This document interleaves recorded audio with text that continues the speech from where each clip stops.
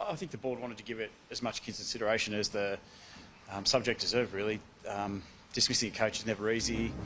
We've got a great board who consider every issue very diligently and do their job properly. And as I said, dismissing a coach is never easy, and they want to give themselves enough time, give it appropriate consideration before coming to a unanimous decision. Did results speak for themselves? Like you just couldn't keep going down the same path? Yes. Like what happened between the first meeting yesterday morning and the last meeting to lead to the decision?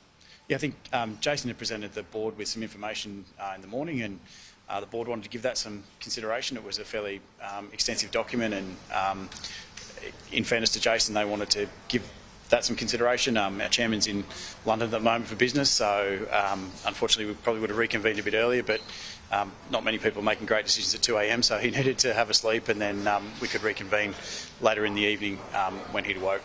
Is JD still fighting for his job at that point? Yeah, JD, like any coach, thought that he was able to turn performances around, and that with a few more players on deck and with a few changes to the team and the game style, that we would regain our form. Like 2 weeks ago, you considered sacking JD, didn't do it. You play one game against Melbourne, albeit a poor performance. Yep. But it was one game. Why did it change so dramatically after one game? I think our view was that the one game was indicative of probably an inability to turn around, and that we needed to make a quick decision.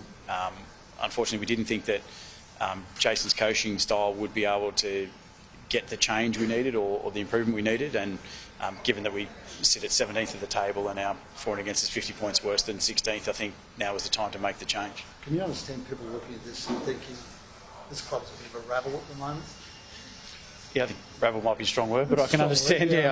Look, I can understand that it hasn't been a particularly consistent or smooth sailing over the last few weeks. So, but we've tried to support the coach and tried to give him as much of our backing as we could. But I think over the weekend, everyone realised that change was needed, and unfortunately, the change had to be Jason. Like, I know you're not a coach, but when you say you felt that JD's coaching style wasn't going to fix it, what do you think the downfalls were in terms of that coaching style? Look, first of all, I want to say that Jason's an incredibly hard-working coach. He's a good person. We've worked together for 5.5 years. Very strong values and a great family man. But in our view, we just felt that the style of play and probably Jason's management of the players needed to change. And that's no criticism of his work ethic or how hard or how much effort he's put in. But we just felt that we needed a change in management. His agents came out this morning and said he was treated poorly, treated shabbily. How do you respond to that? I don't agree. In what respect?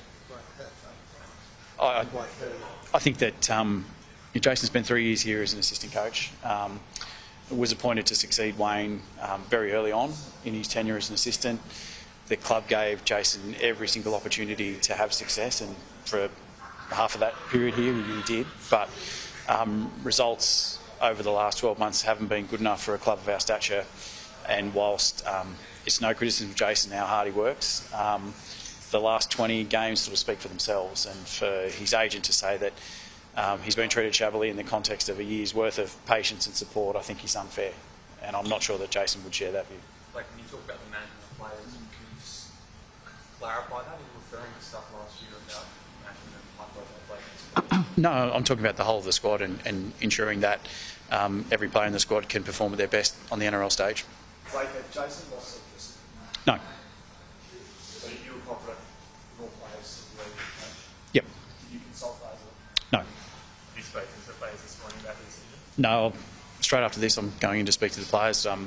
Spoke last night with the captain, and we told the players by text. Ideally, we would have been able to tell them yesterday in person, but they weren't here, so we'll talk to them today and allow them the opportunity to ask any questions. What will that message be to the players? I think the message will be to the players that, again, like I've said before about Jason and his work ethic and his character and his courage, that's not in question, but we felt that we needed a change in coaching style to get the best out of this playing group. That we'll run a pretty exhaustive process now to try and find the best possible coach for this playing group and for the club in 2025. And that I think everyone at the club, including themselves, would expect that win, lose or draw tomorrow night against Penrith, that we put in a performance that befits the club and our character and our fighting spirit. Is Wayne at the top of the list, Wayne's one of the coaches that we'll talk to.